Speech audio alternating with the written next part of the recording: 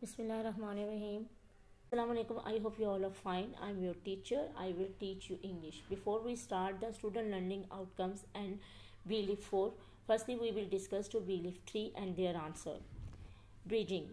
Bridging पर आकर जब हम यहाँ पे क्लिक करेंगे तो हमारे सामने इनके आंसर आ जाएंगे. Then we go to formative check. Look at their answer and then check the thrive.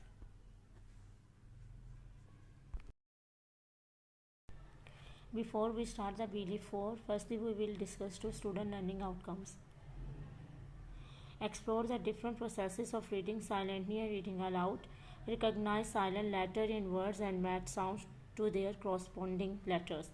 Let's go to the belief 4. Belief 4, bridging. Bridging जो है वो इस चीज़ को शो करता है कि जो भी आपने अपना प्रीवियस क्लास में पढ़ा हुआ है या आपने सीखा हुआ है उसको इस टॉपिक के साथ जोड़ना है. Look at the activity. Choose the correct option. आपने एक ऑप्शन का जो है वो इंतखाब करना है. What is one advantage of silent reading. खामोश पढ़ने का एक फ़ायदा क्या है. इसमें से ए और बी जो है इनमें जो सही है आपने उस पर निशान लगाना है. उसके बाद आते हैं हम फोकस पे.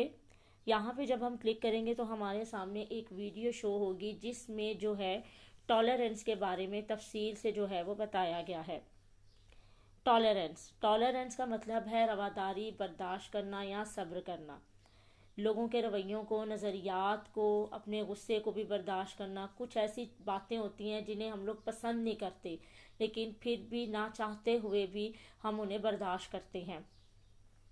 बर्दाश्त और रवादारी की सबसे आला मिसाल हमारे प्यारे नबी हज़रत मोहम्मद सल्लल्लाहु अलैहि वसल्लम की मिलती है कि जब आप सल्लल्लाहु अलैहि वसल्लम ताइफ गए और आपने वहाँ पे लोगों को इस्लाम की दावत दी तो उन लोगों ने आपकी इस बात का इनकार किया और उन्होंने आप सल्लल्लाहु अलैहि वसल्लम पर पत्थर बरसाए जिसकी वजह से आप सल्लल्लाहु अलैहि वसल्लम के पाँव लहूलुहान हो गए. आप सल्लल्लाहु अलैहि वसल्लम ने फिर भी उफ तक नहीं की और उन लोगों को माफ़ कर दी. फॉर्मेटिव चेक का मतलब है कि जो भी आपने सीखा या पढ़ा है आपने उसको एज आ होमवर्क जो है वो करना है. जिस तरह टॉलरेंस है, टॉलरेंस की आपने अभी रीडिंग यहाँ पे देखी है तो आपने क्या करना है, right the answer of these questions in the practice book. आपने इन क्वेश्चंस के आंसर अपनी प्रैक्टिस बुक के अंदर लिखने हैं. उसके बाद हम आते हैं नेक्स्ट एक्टिविटी पे. Pronounce the given words and underline the silent letters. जी, साइलेंट लेटर हैं खामोश अल्फाज. ये ऐसे अल्फाज होते हैं जो लिखे जाते हैं लेकिन इन्हें बोलते वक्त पढ़ा या सुना नहीं जाता. ये लफ्ज़ लिखने में मौजूद होते हैं पर इनकी आवाज़ नहीं आती. जैसा कि यहाँ पे ये लिखा हुआ है नाइफ. नाइफ में आप देखें यहाँ पे के लिखा तो हुआ है लेकिन इसकी आवाज़ सुनाई नहीं दे रही. इसी तरह यहाँ पे इन्होंने लिखा हुआ है साइलेंट बी, साइलेंट के, साइलेंट टी और साइलेंट डब्ल्यू. इनसे रिलेटेड इन्होंने यहाँ पे जो है वो वर्ड्स लिखे हुए हैं. उसके बाद ये देखें नीचे एक एक्टिविटी और दी है, take the word with silent letter in each of the following list. यहाँ पे जो ये लिस्ट दी गई है इन्होंने कहा है इनमें से जो साइलेंट लेटर्स हैं उनको आपने जो है वो टिक करना है.